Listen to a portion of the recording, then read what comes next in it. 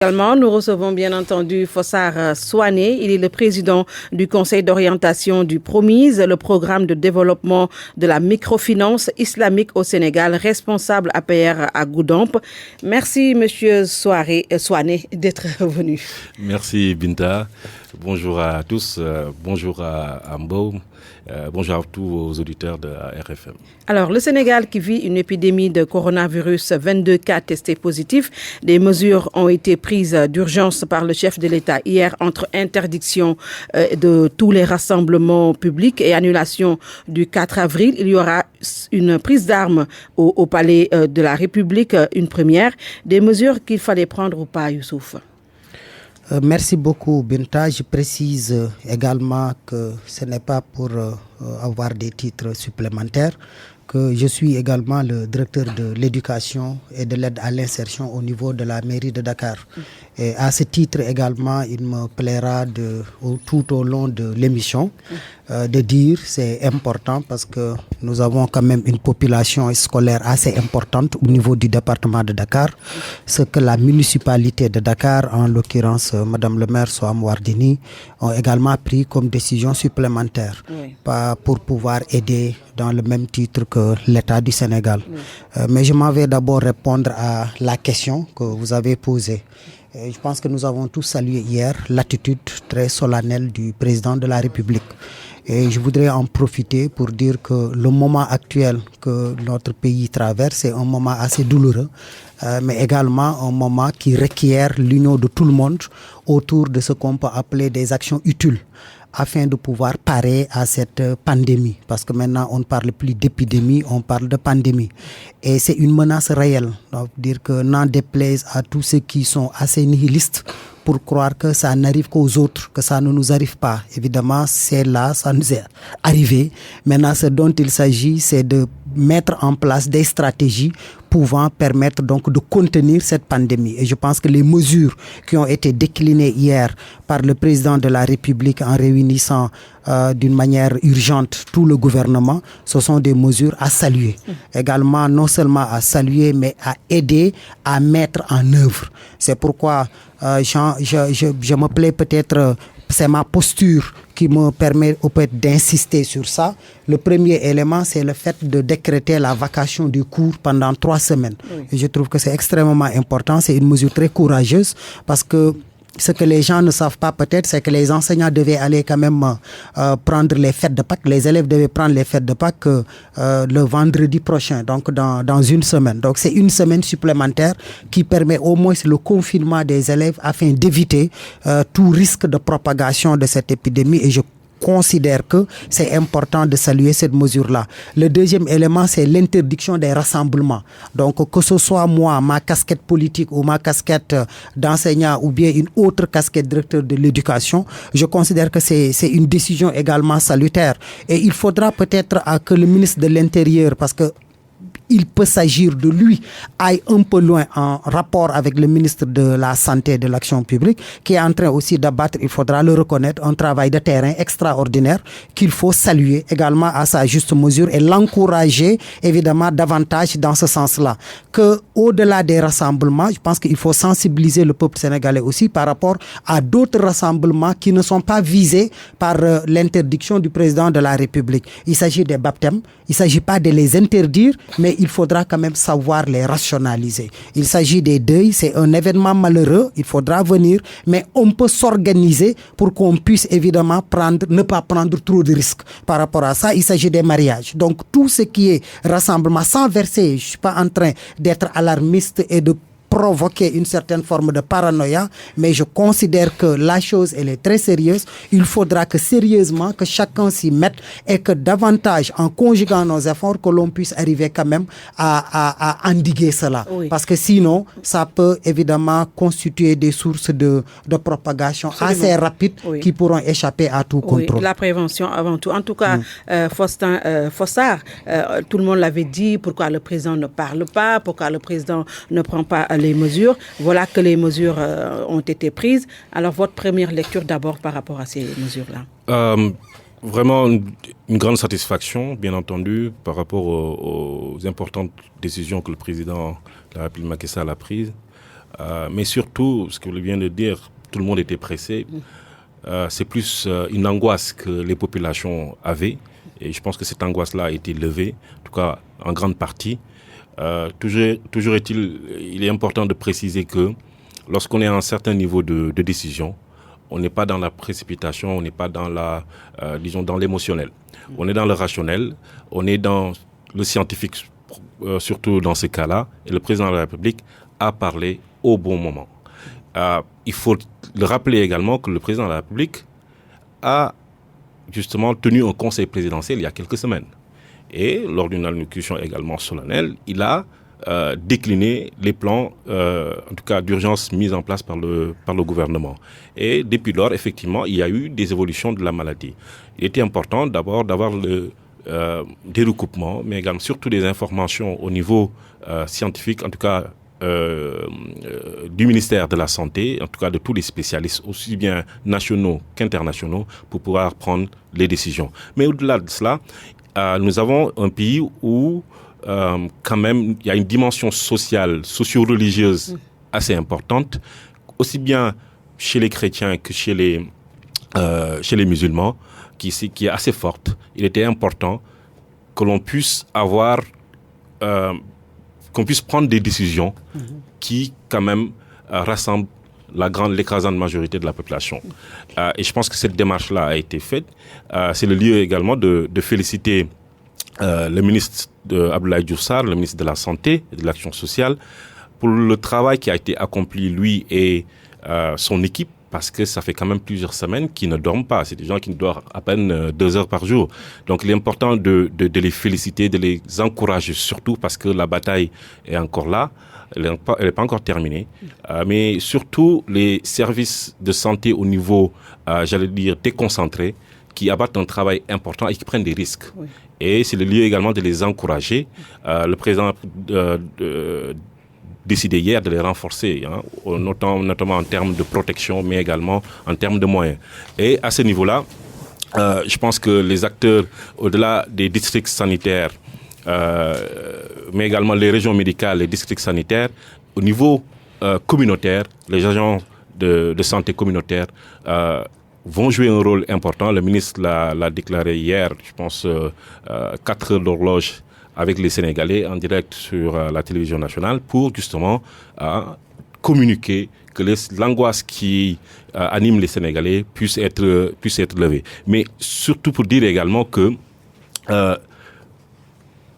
le dispositif qui a été mis en place ne peut se faire que si les populations adhèrent à cette politique-là. Mbo l'a dit tout à l'heure, il faudrait une synergie, une cohésion nationale à ce niveau. Et je pense que ce qui se passe dans les autres pays est un exemple parfait pour qu'au Sénégal, qu'il n'y ait pas, en tout cas, de divergence sur ces questions-là, parce que nous sommes quand même un pays qui aime, disons, quelquefois des discussions stériles, ou créer, vous l'avez vu, les intox qui sont partagés au niveau des réseaux sociaux.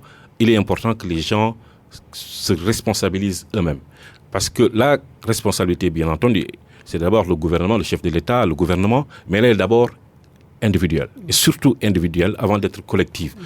Il faudrait que tous ces gens-là qui véhiculent des intox puissent arrêter et que le pays puisse avancer sereinement et combattre cette pandémie-là. Parce qu'il faut préciser, aujourd'hui, notre présence, c'est moins en tant que spécialiste de la santé, mais plus une question spéciale du développement. Parce qu'il y a des conséquences économiques. Et qui parle de conséquences économiques parle de conséquences sociales. Et donc, celui qui pense qu'il n'est pas concerné, forcément, si la pandémie, que Dieu nous en préserve, continue, cela aura forcément des répercussions dans leur vécu de tous les jours. Parce que les pénuries, il y a beaucoup, si le Sénégal s'isole, si le monde s'isole, nous aurons des pénuries et c'est des conséquences économiques et sociales En tout cas, je pense qu'on pourra, on espère les aborder. Justement, Youssouf Mbow, c'est vrai qu'il l'a dit, il faut que les communautés s'impliquent. Il faut également que les acteurs de santé soient bien formés. Et on a entendu quand même, avant que le Sénégal n'enregistre tous ces cas-là, les acteurs de santé dire qu'ils n'ont pas été suffisamment formés. Quand on entend que le Sénégal ne disposait que de 12 lits, c'est quelque chose également qui fait peur. On a comme l'impression que notre pays ne s'est pas en amont bien préparé pour faire face. Je considère, Binta, sans pour autant quand même tenter d'excuser cela, qu'aucun pays au monde ne se prépare par rapport à de telles pandémies. Ça, il faut avoir l'honnêteté intellectuelle de le reconnaître. Je pense que le foyer de cette maladie est parti de la Chine. La Chine même, à un moment donné, a été dépassée. Je pense qu'il a fallu que ce pays se ressaisisse. Et on a vu d'ailleurs, à ce niveau d'analyse, ce que je déplore, et peut-être c'est une petite parenthèse, c'est que quand même que le monde a été un peu dans la passivité vis-à-vis de la Chine. Nous avons tous été coupables d'une certaine passivité à l'égard de ce pays. Nous avons regardé ce pays-là à un moment donné. Et ce qu'on a vu d'ailleurs, c'est que l'Europe, qui est aujourd'hui l'épicentre de la pandémie du coronavirus, à un moment donné, l'Europe a eu ces vieilles réflexes qu'il faudra d'ailleurs que l'Europe abandonne, consistant à rapatrier ses ressortissants. Comme pour dire à la Chine, prenez vos responsabilités, nous, cette maladie, on n'en a rien à voir. Or, aujourd'hui, on est dans un contexte de mondialisation qui fait que lorsque une chose touche un pays, d'une manière ou d'une autre, il y aura des répercussions au niveau de tous les autres pays. Donc, on a vu d'ailleurs que ce qu'on a le plus montré par rapport à ça, et ça a été l'aspect positif venant de la Chine, c'est la construction en un temps record de cet hôpital pour abriter pratiquement plus de 10 000 lits. C'est vous dire que la Chine n'était pas préparée à ça. Alors, le Sénégal, au sortir de ça, pense que c'est important que l'on revoie notre système sanitaire. Mais l'heure aujourd'hui, à mon avis, l'heure n'est pas à cela, à dire que est-ce que oui ou non on était prêt, qu'est-ce qu'on n'a pas prêt, de chercher le coupable, non. L'heure est à la prise en charge de ce qui se passe. Ça veut dire que ceux qui sont déjà là, comment on peut gérer pour que ces gens-là, qu'on puisse les mettre en quarantaine, mais le plus important également, en les mettant en quarantaine, leur permettre exactement de rester en quarantaine. Je voudrais juste dire, parce que j'ai écouté hier le gouverneur de Diourbel, et j'ai été un peu sensible à son argumentaire, parce que lorsque vous mettez, il parlait un peu du directeur d'école qui s'est échappé, entre guillemets, et de l'élève qui s'est échappé. Mais je donne l'exemple du directeur d'école. C'est un père de famille. Vous ne pouvez pas confiner un père de famille pendant 14 jours, sans pour autant qu'il y ait des mesures d'accompagnement. Et c'est à ce moment-là que je pense que la solidarité nationale, le ministère qui est en charge cette solidarité nationale, doit jouer réellement son rôle de solidarité nationale. S'il y a des personnes identifiées, mais ou bien à risque, ou qui sont susceptibles d'être mises en quarantaine, moi je demande à ce que l'État puisse accompagner et réellement accompagner financièrement ces familles-là, afin que leur confinement de 14 jours, qu'ils puissent le vivre sans angoisse et sans anxiété. Parce que vous ne pouvez pas demander à un père de famille de rester cloîtré chez lui pendant 14 jours sans pour autant qu'il y ait de quoi donner à sa famille à manger. Donc ça, c'est la première mesure urgente à prendre. Le deuxième élément, évidemment, Soane en a parlé tout à l'heure, mais en l'effleurant, c'est qu'il nous faut, sans verser dans la censure, être également très conscient par rapport aux informations véhiculées. Je parlais tout à l'heure du nihilisme. Jusqu'à présent, il y en a dans ce pays qui continuent de dire que le coronavirus est une invention, que ça n'existe pas. Moi, je considère que ce discours est scandaleux. La Chine ne s'aventurerait pas à mettre son économie en péril juste pour amuser le monde. Les États-Unis ne s'aventureraient pas à le faire. Je ne vois pas pourquoi Justin Trudeau, Premier ministre du Canada, se dirait que sa femme a le coronavirus et s'isolerait uniquement pour s'amuser. Je ne vois pas pourquoi la France fermerait ses universités et prendrait d'ailleurs hier une mesure consistant à tout fermer. Je ne vois pas pourquoi l'Italie jouerait cette comédie-là juste pour dire que non, ça existe bel et bien. Maintenant, des esprits nihilistes, il y en a toujours eu. Et le monde en a toujours connu. Mais il est important dans ces moments-là, au moins quand même qu'on puisse savoir à qui donner la parole. Et que ceux qui sont dans les groupes WhatsApp, qu'ils savent également quoi partager. C'est important. Moi, je l'ai dit, j'ai pas besoin de partager ou de partager une vidéo de quelqu'un qui est dans cet esprit nihiliste. en partageant, je lui rends service et je ne rends pas service à mon pays. Donc, il faut beaucoup plus de responsabilité. Oui, alors, vous l'avez dit tantôt, Souane, pour éviter les fake news, il va falloir également que le gouvernement, les autorités en charge de la santé disent la vérité aux Sénégalais, éviter de faire de la censure. Oui, tout à fait, bien entendu. Je pense que c'est dans ce cadre-là que le ministère de la Santé a mis en place, justement, de manière quotidienne, tient un point de presse quotidien au niveau du ministère de la Santé. Je pense que toute la presse, vous habitez, en tout cas tous les organes de presse habitent au ministère de la Santé maintenant. Et cela, c'est dans un souci de transparence, mais également pour rassurer les Sénégalais par rapport à l'évolution. Parce que ce qui s'est passé en Chine a été une leçon, parce que les premières semaines, l'information ne circulait pas. Et puisque l'information ne circulait pas, les gens n'appréciaient pas la dangerosité de cette maladie-là. Et c'est pour cela que je pense que le gouvernement a pris les mesures à ce niveau-là. Et il y a lieu également encore de féliciter le ministre ainsi que son équipe de communication par rapport à cela. Mais juste pour rappeler ce que vous disiez tout à l'heure, vous avez parlé de 12 lits. Et je pense que ces derniers jours, cette information-là circule. Le Sénégal, depuis Ebola, dispose d'un dispositif. Et cela, le gouvernement a été accompagné par l'USAID pour justement avoir un centre de riposte par rapport aux maladies infectieuses et aux épidémies. Et à ce niveau-là, au niveau des grands hôpitaux, globalement, vous avez déjà des services de maladies infectieuses qui existent. Hier, j'entendais le directeur de l'hôpital Dalal Jamm de Guédiawaye qui dit que effectivement le service qui est dédié aux maladies infectieuses justement a été vidé pour justement mettre à la disposition éventuelle des malades. Et c'est ce qui se passe, c'est le même dispositif qui est mis en place partout dans le pays. Donc ce n'est pas que 12 lits. Au niveau de l'hôpital Fann. Oui, au niveau de l'hôpital Fann, oui, c'est hôpital Fann. Mais il n'y a pas que Fann au Sénégal. Comme je l'ai dit, dans le Diam, c'est à Dakar. Les autres hôpitaux, aussi bien Dantec, etc., et sur l'ensemble du territoire national, les hôpitaux disposent justement de services de maladies infectieuses où la plupart des directeurs de ces hôpitaux ont déjà pris les devants. Hier, Kaolack, la directrice de l'hôpital de Kaolack également, a déclaré qu'il a déjà pris les mesures pour justement mettre à disposition ce service-là qui a été complètement vidé, nettoyé pour permettre justement de recevoir d'éventuels cas. Donc c'est pas 12 lits qui existent sur le territoire, même pas à Dakar, c'est beaucoup plus que cela. Maintenant, comme vous le savez, nous sommes cette pandémie, il y a plusieurs niveaux.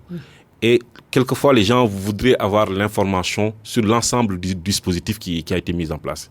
On a entendu encore ces derniers jours les gens dire mais est-ce que le Sénégal a la capacité de faire des tests? Et je pense que l'Institut Pasteur a donné l'information également qu'au jour d'aujourd'hui, l'Institut peut faire 500 tests par jour. C'est important. Il y a des pays développés qui n'ont pas cette capacité. Je rappelle que le gouvernement du Sénégal a accompagné l'Institut Pasteur pour que cet institut-là soit référencé au niveau mondial. Et en Afrique, il n'y a que 2 qui peuvent faire ces tests-là. Et au-delà de ces tests sur le coronavirus, il y a beaucoup de maladies aujourd'hui qui sont testées. Quand je dis testées, c'est-à-dire la recherche de ces maladies-là se fait au niveau de l'Institut Pasteur. Et les pays environnants viennent au Sénégal pour justement tester, voir est-ce que le diagnostiquer certaines maladies. Et ça, c'est extrêmement important comme dispositif sanitaire qui a été mis en place. Et aujourd'hui, l'Institut Pasteur a la capacité d'aller jusqu'à 1000 tests par jour. Vous vous rappelez, il y a quelques semaines, la France disait ils pouvaient à peine faire 1000 tests par jour, ainsi que la Chine. Et le Sénégal est déjà prêt à ce niveau-là. Donc, il est important de préciser ces éléments-là, que nous n'avons pas un système sanitaire, inexistant. Le dispositif a été mis en place. Bien entendu, les moyens ne sont jamais suffisants. Mais depuis Ebola, il y a eu un travail qui a été fait, comme je l'ai dit, accompagné par les partenaires techniques et financiers, parce que n'oublions pas, on le dit, on l'a appris à l'école, le Sénégal est la porte de l'Afrique. Et sur le plan géostratégique, le Sénégal pèse. Il était important également pour ces bailleurs d'accompagner le Sénégal pour que ce type de maladie-là puisse être contenu, mais également guéri. Et il est important, je termine sur ça. Mbow a parlé tout à l'heure du directeur de l'école, d'un directeur de l'école à Touba qui a échappé. Mais je pense que le gouverneur est revenu sur cette question-là pour dire que cette personne ainsi que l'enfant sont revenus de leur propre chef et bien entendu, ont été sensibilisés parce qu'effectivement, sur le plan psychologique, cela peut les affecter. Et à ce niveau-là, je pense que le dispositif mis en place, aussi bien, en tout cas, par les autorités sanitaires, mais également le commandement territorial. C'est extrêmement important, qui sont en train d'abattre aussi un travail extrêmement important avec les CRD qui sont organisés, des CRD, des CLD, pour que les délégués des quartiers, les chefs de village puissent être sensibilisés pour que, eux également, au niveau des imams, vous l'avez entendu dans les khutbas, qu'il y a un important travail qui a été fait. Je pense que les chefs religieux aujourd'hui sur l'ensemble du territoire national, avec tous les gamous qui sont prévus dans nos localités, je pense qu'on a adhéré à cela et c'est important de le saluer. Je termine sur ça vraiment. Très rapidement. Parce que je viens d'une famille religieuse. Nous avons notre gamou, notre ziara qui était prévu le 11 avril. Voilà, et nous connaissons l'importance et pour les talibés de ces événements-là. Et aujourd'hui, avoir le courage de pouvoir justement suspendre ces manifestations-là, c'est extrêmement important parce qu'il y a beaucoup d'implications dedans. Et c'est un courage à saluer de la part du chef de l'État, mais également des chefs religieux. Absolument. Il y a des gens, Youssouf, qui ont dit que ces mesures, il faut encore en faire, il faut encore prendre d'autres mesures relatives, par exemple, à la fermeture de nos frontières, comme l'ont fait beaucoup de pays. Ce matin, on a entendu que le Maroc, qui a enregistré 17 cas, a quand même coupé le transport aérien via les pays qui ont enregistré le plus de cas de Covid-19. Est-ce que le Sénégal, qui a quand même 22 cas, ne pourrait pas faire pareil pour éviter la propagation? Moi, je trouve que 22 cas pour un pays qui a 14 millions d'habitants, voire 15 millions d'habitants, c'est énorme. Parce que proportionnellement parlant, il faut dire que la Chine, quand même, c'est pratiquement plus de 2 milliards d'habitants.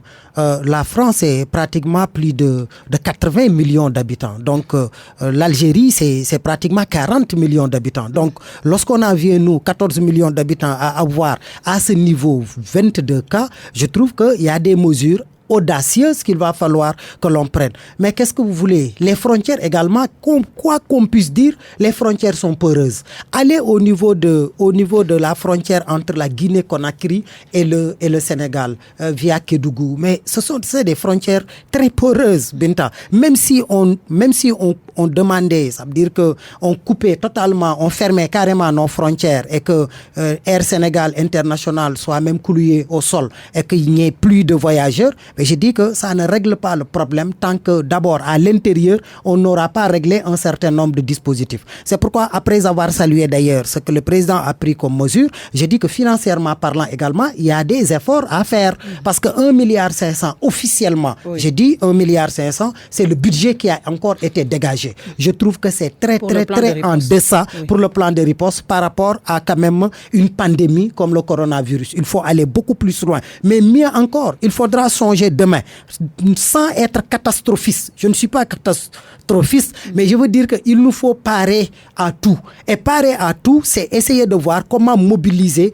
toutes les ressources qui étaient destinées à des activités ou à des manifestations non essentielles et essayer de voir comment les mobiliser, les mettre en place et voir si demain il doit y avoir des contributions ou des dépenses extraordinaires à faire et aller véritablement vers ça. C'est pourquoi je considère que moi, à ce niveau-là, il faudra que le gouvernement fasse beaucoup plus d'efforts sur le plan financier. Le deuxième élément important, moi je pense que cette pandémie au niveau mondial, on peut s'en sortir à travers deux choses. C'est d'abord le génie humain. Moi, je considère que l'être humain est le seul être doté d'une conscience, capable, face à un danger, de pouvoir mesurer cela et essayer de voir des éléments de riposte. J'en veux juste comme preuve, ce n'est pas la première pandémie que le monde a connue. Nous avons eu la peste noire, quand même, qui a fait énormément de morts dans le monde, des millions de morts, surtout en Europe. On a eu également la variole, l'épidémie de la variole. Il y a eu l'épidémie du choléra qui a tué également des millions de morts. Mais l'humanité a su faire face et essayer de contenir toutes ces maladies qui sont devenues presque, à l'exception peut-être du choléra, de mauvais souvenirs. Aujourd'hui, nous avons le coronavirus. Je considère également que la mobilisation humaine peut arriver à bout de ça. Le deuxième élément important, c'est la foi qu'on peut avoir à la science. La science, quand même, elle avance, elle fait des efforts. Je pense qu'il y a la communauté scientifique mondiale qui se mobilise pour pouvoir soit mettre en place un médicament afin de pouvoir guérir cela, ou bien mettre en place un vaccin pour pouvoir prévenir. Donc je considère que le Sénégal également ne doit pas être en reste par rapport à cela, d'autant plus que nous avons des scientifiques chevronnés.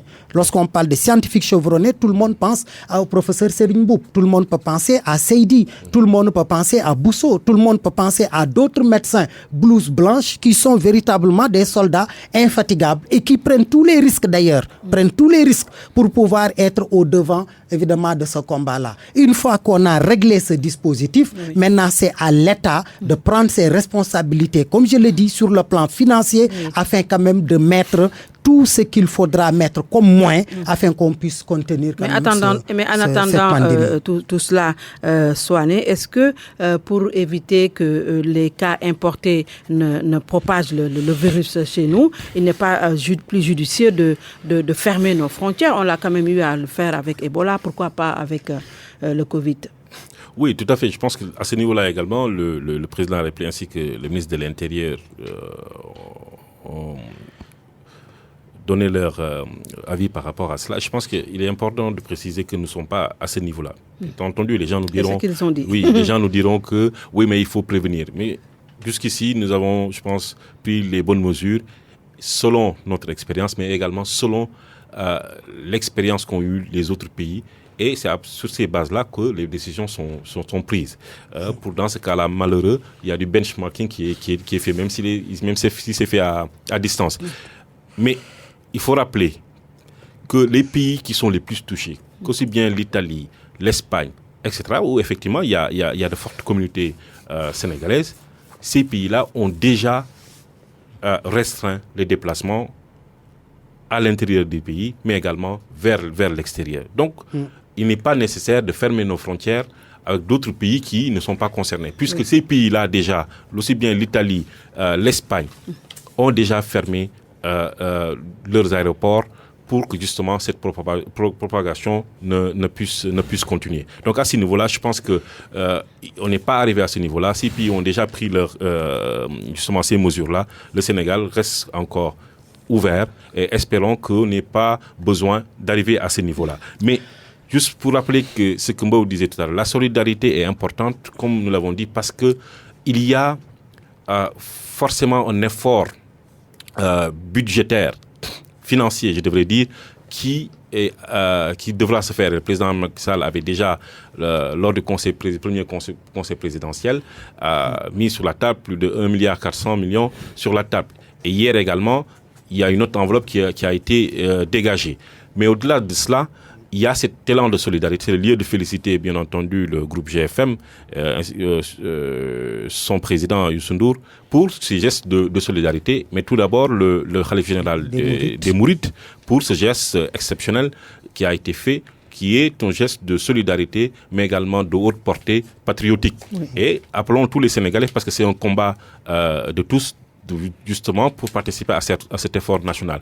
Comme je l'ai dit tout à l'heure, il faut au maximum endiguer, aussi bien sur le plan sanitaire, mais également sur le plan économique et social, l'avancée de cette maladie-là. Et le ministre des Finances, des Finances et du Budget l'a rappelé tout à l'heure, le gouvernement est en train de faire justement un réaménagement budgétaire pour justement réorienter les ressources vers la lutte de cette pandémie, mais également par rapport à ses conséquences. Ce qui veut dire, sur le ralentissement de l'économie mondiale, les économistes en ont déjà parlé, ça se fait ressentir déjà, même au port de Dakar, ça se ressent, puisque, bien entendu, c'est des recettes douanières fiscales qui vont être bien entendu réduite, et il est important que le gouvernement revoie ses priorités pour que, au-delà de ce manque à gagner, mais que l'activité économique nationale ne se ressente pas également à cause de cette pandémie-là. Il faudra accompagner les entreprises, il faudra accompagner les ménages. Oui. C'est pour cela qu'on parle aujourd'hui de cette cohésion nationale. Il faut un effort de tous les citoyens pour qu'on puisse arriver à bout de cette maladie-là. Ce n'est pas seulement une question sanitaire, c'est une question économique, c'est une question de notre survie économique. Absolument. Et à ce niveau-là, je pense que le devant est pris au-delà du Sénégal. Au niveau communautaire, vous avez vu le ministre de la Santé au niveau de la CEDEAO, mais également de l'UMOA, mais au niveau du ministère des Finances et de l'Économie également, il y a eu des réunions qui ont été tenues avec les partenaires techniques et financiers, aussi bien au niveau national qu'au niveau communautaire, pour justement pallier à cette baisse justement de la productivité, j'allais dire, mondiale. Oui. Les conséquences de la mondialisation sont là. C'est qu'aujourd'hui, un des ateliers du monde, ou le principal atelier du monde, est complètement, j'allais dire, je ne voudrais pas utiliser le mot récession, mais en tout cas, en forte baisse de sa production. Donc, ce qui veut dire qu'il y a des pénuries de certaines denrées, et ça, c'est valable pour toute l'Asie, qui alimente le monde entier. Et à ce niveau-là, je pense que le président de la République l'a dit l'autre jour, lorsque nous sortirons de cette situation-là, les gens commencent à comprendre quelles sont les politiques qu'il avait déjà initiées, notamment sur l'industrialisation du pays, sur l'autosuffisance alimentaire. C'est extrêmement important qu'aujourd'hui, si nous faisons face à cette situation-là, c'est que également il y a eu un déficit pendant des années qu'il fallait combler sur le plan infrastructurel, des hôpitaux. Et un effort a été fait, mais c'est quand même, il reste beaucoup de choses à faire. Absolument. Donc, c'est tout ce travail-là qu'il faut faire d'efforts pour justement trouver les ressources, pour accompagner les populations, pour que dans chacune des localités, chaque localité du Sénégal, qu'on puisse avoir... aux investissements prioritaires. Effectivement. Justement, c'est pour cela que le gouvernement est en train de construire, à travers le PUDC, aujourd'hui, dans chaque département, au moins un centre de santé. Ça, c'est un programme concret qui touche directement aux populations. Donc, lorsqu'on met en place, lorsqu'on construit 1200 km de goudron, 4000 km de pistes, c'est pour que justement le développement puisse arriver à chez tous les Sénégalais. Cela, c'est des mesures sociales d'abord, avant même d'être économiques. Ensuite, économiques parce que c'est justement la base de la productivité du Sénégal, c'est au niveau rural, et c'est à ce niveau-là qu'il fallait amener l'électricité, amener l'eau, amener tous ces infrastructures-là pour que l'on puisse avoir une base économique et être assez autonome.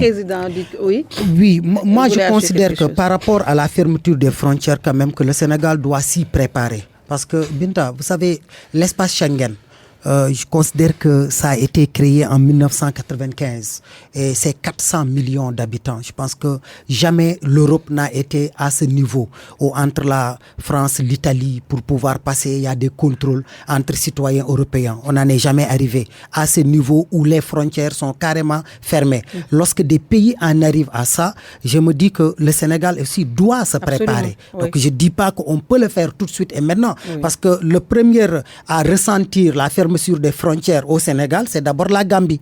C'est la Gambie, parce que fermer les frontières, cela suppose fermer aussi notre frontière avec la Gambie. Or, à ce niveau, il n'y a pas encore de cas de coronavirus qui a été déclaré en Gambie. Mais je dis qu'ainsi, on doit y penser dans la mesure où quand même, ça, je pense que dans le monde entier, c'est le premier geste de l'ensemble des pays. Les États-Unis l'ont fait, la Grande-Bretagne l'a fait, l'Allemagne est en train de le faire, la France le fait, ça ne scandalise personne. Donc c'est le premier élément. Le deuxième élément, c'est encore en revenir à la sensibilisation au niveau interne. Et la sensibilisation au niveau interne, c'est interroger nos pratiques sociologiques. Et nos pratiques sociologiques, ça laisse à désirer, nous le savons tous. C'est pourquoi d'ailleurs, à chaque fois que quelqu'un parle du coronavirus, on se dit que yalla nañ ci yalla mussal, parce qu'on considère que l'homme sénégalensis tel qu'il est, ça veut dire que c'est un élément, c'est un vecteur naturel de transmission de cette maladie-là. Vecteur naturel. Je ne peux pas m'empêcher de prendre une main qui m'est tendue.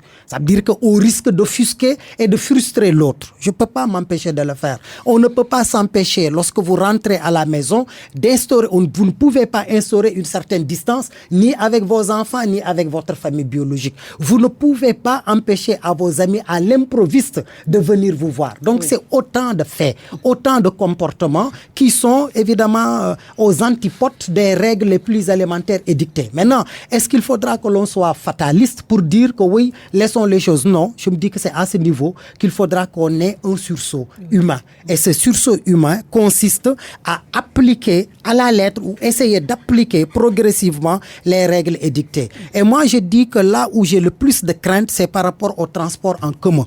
Et au sortir de cette crise, c'est vrai que Soane me parle du développement durable, mais au sortir de cette crise, ce dont il s'agira surtout de faire, c'est de voir comment on peut changer d'abord nos comportements. Et le premier élément de changement de comportement, c'est au niveau des moyens de transport. Lorsqu'il y a eu le bateau le Joola, le naufrage du bateau le Joola, il y a eu un sursaut. Mais malheureusement, qui n'a pas duré. À un moment donné, dans les transports en commun, s'il y avait surcharge, ce sont les clients eux-mêmes qui exigeaient que ceux qui n'ont pas de place assise, qu'ils sortent. Mais dans ces transports, les gens sont entassés comme dans des boîtes de sardines. Comment voulez-vous que l'on puisse prévenir une maladie comme ça? Si cela, et ça, c'est de la responsabilité de l'État. Il ne s'agit pas pour nous aujourd'hui de dire que réglons ce problème maintenant. Mais je dis qu'au sortir de ça, il faudra qu'on y pense. Vous l'avez dit, les gens sont entassés comme des boîtes de sardines dans les moyens de transport en commun. C'est parce qu'il n'y a pas assez de bus et que l'État pense déjà à nous amener un TER alors que les infrastructures ne sont pas là. Le BRT, les investissements prioritaires. On s'est rendu compte que dans les hôpitaux, il n'y a pas un plateau technique, des plateaux techniques adéquats. Alors, c'est ce qui se passe. On a vu qu'on est en train de réaménager, qu'on est en train de faire un appel à l'effort de guerre et tout ça. C'est parce qu'il y a je termine même, Binta. Je termine même avant de donner la parole à Soane. Même ça, j'ai parlé sur le plan donc, du transport, sur le plan même de l'éducation. Nous avons vu le surpeuplement de l'université Cheikh Anta Diop de Dakar. Heureusement qu'il y a eu cette mesure de fermeture pendant 3 semaines. Mais au fond, il faudra également que l'on pense comment on peut, évidemment, dans les régions, accélérer la création des cures, les centres universitaires régionaux, pour pouvoir désengorger un peu Dakar. Il faudra, et j'en arrive, il faudra, et je termine, il faudra également régler cette problématique des abris provisoires. Absolument. Parce que je rappelle, on a quand même plus de 6 000 abris provisoires. 6 000 abris provisoires. Lorsque vous allez dans un établissement, ces enfants vont reprendre les cours. Lorsqu'ils vont reprendre, ça veut dire que vous demandez à un enfant de se laver les mains. Toujours est-il que pour se laver les mains, il faut de l'eau. C'est le béaba. Il faut de l'eau. Il faut de l'eau. Il y a des établissements qui n'ont pas d'eau. Je donne un exemple précis pour l'illustrer. Et je pense que le président de la République, je termine, le président de la République devrait, en rapport avec le ministère de l'Éducation nationale, penser à ça. Il y a eu une diminution drastique du budget des établissements. Je donne un exemple, peut-être que c'est le lycée qui me vient en tête. Vous prenez le lycée Blaise Diagne, c'est là-bas que j'ai fait mes humanités. Le budget du lycée Blaise Diagne est passé de 21 millions à 8 millions. En matière de fonctionnement, de 21 millions à 8 millions. Comment un établissement, son budget peut passer de 21 millions de fonctionnement à 8 millions de fonctionnement, et aujourd'hui qu'on a une épidémie à faire face, vous demandez à cet établissement de mettre en place un dispositif qui permet à ses élèves de rester propres. Ça pose problème. Ça pose problème. Oui. Juste d'abord, vous avez eu beaucoup d'interpellations. Oui, absolument. D'abord sur le cas du transport, et je pense que là, à ce niveau-là également, le ministre des Transports a fait une communication hier par rapport à cela, en indiquant, bien entendu, de rappeler que la loi interdit les surcharges. Et je pense que par rapport à ce qui existait avant, il y a eu une baisse quand même significative des surcharges au niveau des transports en commun. Et il y a quand même, pour ce que vous voyez, ce qui se passe au niveau des arrêts, notamment des data, etc., les Sénégalais sont de plus en plus disciplinés. Il y a des rangs, justement, ils font la queue pour pouvoir rentrer dans les bus, et que les bus ne sont pas aussi surchargés qu'avant. Mais il y a quand même des efforts à faire. Et le ministre des Transports a indiqué également que aussi bien Dakar Dem Dikk, AFTU et autres puissent prendre des dispositions, notamment pour le nettoiement journalier des bus, de les désinfecter, mais également, si possible, que les clients puissent disposer justement de liquides désinfectants lorsqu'ils rentrent dans les bus. Et je pense qu'à ce niveau-là, il y a un effort qui sera fait par le gouvernement, mais également par beaucoup de partenaires nationaux, notamment les entreprises. GFM a donné beaucoup de kits. J'ai vu 10 millions, oui. Ça, c'est des gestes justement, des outils qui seront donnés à toutes les franges de la population pour justement les accompagner à ce niveau. Donc, le gouvernement a pris en compte ces questions du transport. Mais si on fait des investissements dans le terre, mais justement, c'est pour régler ces questions de surcharge. Il n'y a pas assez de bus, il n'y a pas assez malgré les efforts qui ont été faits depuis des années avec les Tata, mais également Dakar Dem Dikk, plus de 400 bus qui ont été injectés dans le... Mais cela ne suffit pas puisque Dakar est petit et ces bus-là, même si vous mettez 1000, ça crée beaucoup plus de problèmes parce qu'il y aura un problème de congestionnement de la circulation. C'est dans ce cadre-là que le TER a été mis en place. Je suis né à Thiaroye-Gare. En 1987, ma mère a pris ma main pour me mettre dans le train, parce que je fais partie de ceux qui ont inauguré le petit train bleu, pour aller à Dakar-Naf, où je me soignais chez mon grand-père militaire. Pour vous dire l'importance de ce mode de transport, vous rendez-vous compte qu'avant son arrêt, avant le démarrage des travaux du TER, le petit train bleu transportait 25 000 passagers par jour. 25 000. Et à côté de cela, vous aviez les bus Tata, vous aviez Dakar Dem Dikk, et ce n'était pas suffisant. L'autre élément, c'est que Dakar, aujourd'hui, fait 3,6 millions en termes de population. D'ici 10 ans, il est projeté 5 millions. Ces 5 millions-là, il faut bien les transporter. Et pour le faire, il faut un transport de masse qui passe de 25 000 avec le petit train bleu à 115 000 par jour. Le métro de New York a été construit il y a plus de 100 ans. Celui de Paris, 3 ans auparavant, a été construit.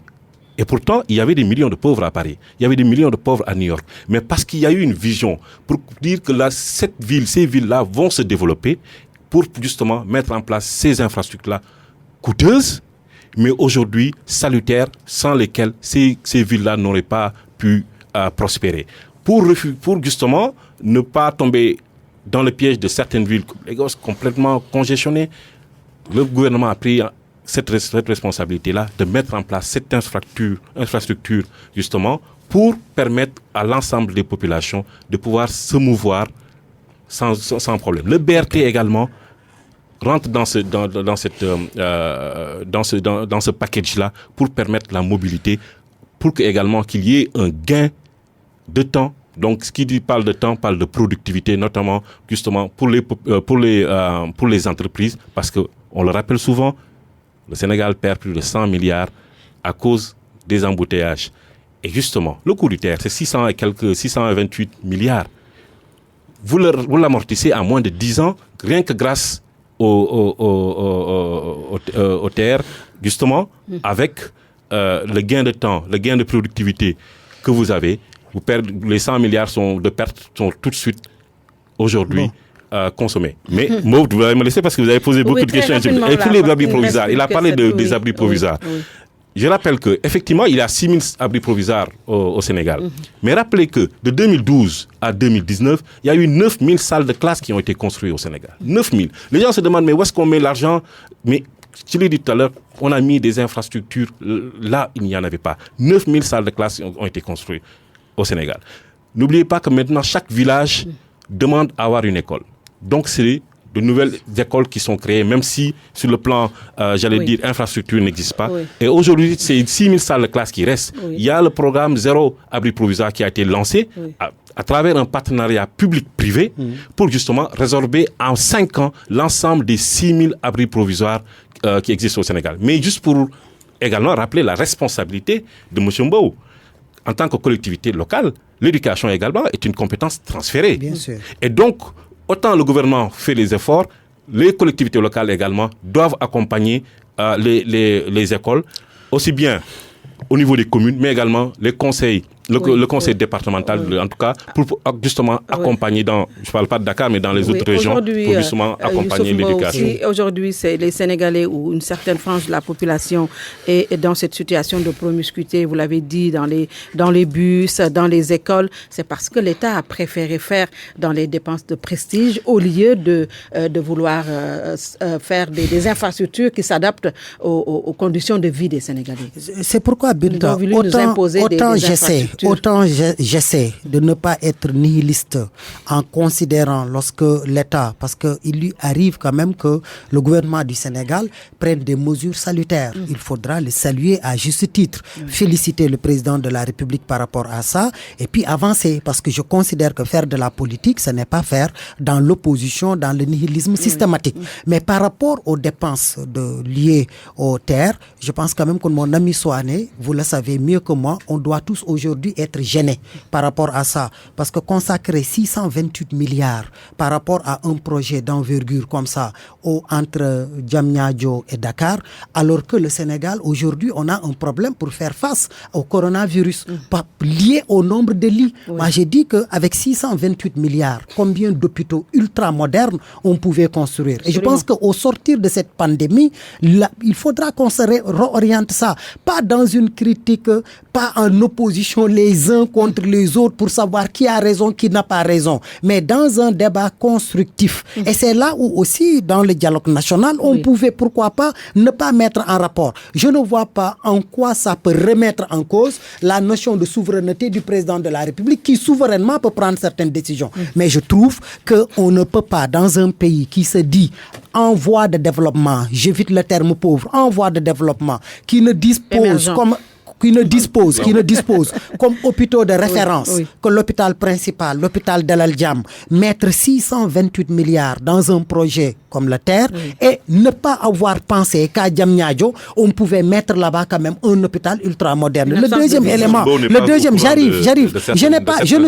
Je ne suis pas encore une fois de plus dans une logique d'opposition radicale. J'ai dit que le deuxième élément, c'est le stade de Diamniadio, le stade du Sénégal qu'on est en train de construire. Là aussi, cette pandémie vient nous rappeler nos urgences. Est-ce que c'est urgent dans un pays comme le Sénégal qu'on se permette de construire un stade de 40 milliards alors qu'on ne dispose pas d'un hôpital de 40 milliards? Bientôt, moi, je n'ai pas peur d'affronter le monde sportif. Je suis un sportif. Je n'ai pas peur d'affronter le monde sportif et de leur dire qu'entre un stade de 40 milliards et un hôpital de 40 milliards, je choisis l'hôpital de 40 milliards. Parce que la santé est... Quelle que soit l'importance du sport, la santé est extrêmement importante parce que la santé n'a pas de prix. Là où je termine, c'est qu'en réalité, pour les abris provisoires, nous en avons exactement 6639 abris provisoires. Et je suis totalement d'accord avec vous, Soane, sur un plan, la responsabilité des collectivités locales. Je suis d'accord que l'État doit pousser les collectivités locales à s'impliquer davantage par rapport à ça. Il est inadmissible que l'on puisse penser que c'est à l'État seul de résorber ce gap. Le rôle des collectivités locales également, c'est de participer à la construction. Mais pour que cela puisse être, il faudra que par rapport à la construction d'écoles, que l'on revoie un peu les mécanismes de passation de marché. Je termine par là. Je suis d'accord. Il ne nous reste que 2 minutes. Il doit trouver une solution. Je suis d'accord. Sur quelques secondes. Que le budget de l'armée, que dans certaines dépenses, qu'il ne puisse pas y avoir de passation de marché. Mais par rapport à l'urgence de construire des salles de classe, je pense que l'État aussi doit revoir les procédures de passation de marché par rapport à la construction des classes. Justement, sur cette question-là, comme je l'ai dit tout à l'heure, le gouvernement, sachant cela, pour aller vite, a mis en place justement le programme Zéro Abri Provisoire à travers un projet de partenariat public-privé. C'est aux entreprises privées de construire et que l'État paye plus tard. C'est juste pour expliquer de manière un peu triviale.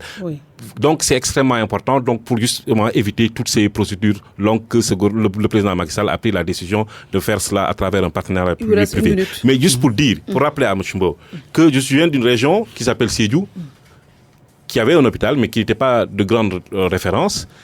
Aujourd'hui, le gouvernement ils sont en phase de finalisation. Ils sont à presque 80%, le chantier à 80%, un hôpital de 20 milliards. 20 milliards. cette même infrastructure est en train d'être construite à Kédougou, à Kaffrine et à Touba. Donc, c'est plus de 80 milliards qui ont été injectés pour justement permettre à chaque chef-lieu de région de disposer d'une infrastructure sanitaire de premier plan. Oui. Et 20 milliards, vous vous rendez compte, dans la région de Sédhiou, en termes de... Mais c'est extrêmement important en termes d'équipement pour accompagner justement les populations. Très bien. Toutes ces infrastructures que nous mettons en place, ce sont pas des infrastructures de prestige, mais d'investissement. Avant de faire du social, il faut avoir de quoi en faire. Et pour avoir de quoi en faire, il faut produire. Les routes que nous mettons en place, les 1200 km, quand nous mettons 250 km d'autoroute, quand nous mettons ce terre-là, c'est pour créer de la richesse, pour permettre également aux populations de pouvoir travailler, créer de l'argent. Et c'est à travers cet argent-là que nous faisons du social et construire justement le Sénégal. Merci beaucoup, Fossard Souané. Il est le président du Conseil d'orientation du PROMIS, le programme de développement de la microfinance islamique au Sénégal. Merci également. Il est le responsable APR à Goudomp. Merci également au niveau des cadres, la CCR, les cadres. Absolument, d'accord. Merci. Alors, merci également à Youssouf Mbow. Il est professeur de philosophie, président de Rassure. Merci également à vous d'avoir suivi. Bon dimanche